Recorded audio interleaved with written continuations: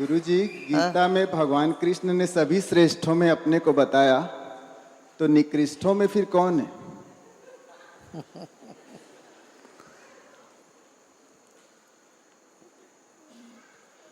हाँ, ये बात है।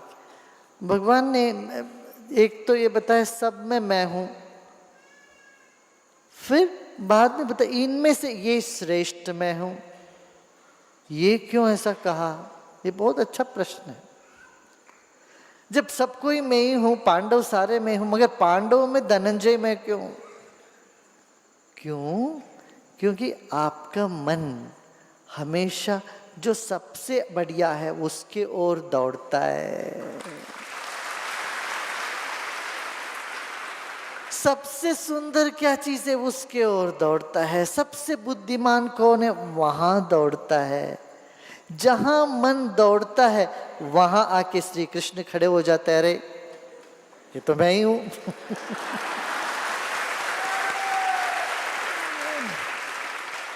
मन को पकड़ने की तरीका, मन तो कहता हाँ जी सब ठीक, सभी आप ही है, फिर भी इनमें से ये बेहतर है। वो बेहतर की तरफ बहने वाले मन को वहीं आके पकड़ने की जो चालाकी है वो श्री कृष्ण ने करी। भाई मन दौड़ रहा है मान लो किसी एक श्रेष्ठ की तरफ, तो आपने कह दिया सभी कुछ मैं ही हूं, तो वो क्या है, गलत क्या है? वो भी तो मैं ही हूं, तो जाने दो ना, दौड़ने दो। मगर वहां विशेष रूप से कह देते हैं अच्छा पांडवों में मैं धनंजय हूं, तब फिर वो लौट के आत्म चेतना में, आत्मा में लौट के आ जाते। ये एक अनूठी कला है, ये चालाकी है। जिस चालाकी से वही गुरु जानते मन कहाँ जाता है। आप जब ध्यान में बैठते हो आपको कितने तरह के ध्यान कराते हैं। एडवांस मेडिटेशन कोर्स में कितने, एक तरह का ध्यान थोड़ी ना कराते हैं। एक और ध्यान और एक मेडिटेशन इन मोशन कराते हैं, एक स्माइल का ध्यान, एक हड्डी का ध्यान, एक पंचभूत का ध्यान, और अलग अलग तरह तरह के ध्यान क्यों कराते हैं? एक में ना लगो तो किसी एक में तो लग ही जाएगा। कहीं एक में नहीं ठहरा कि किसी और में तो ठहरा ही देंगे उसको। मन को पकड़ के वहां बिठा ही देंगे। जिनका मन इतना चंचल है कहीं और नहीं बैठता, तो अब मेडिटेशन इन मोशन कर रहे हैं, वहां तो कोई चारा ही नहीं है, सो भी नहीं सकते। वहां सो भी नहीं सकते।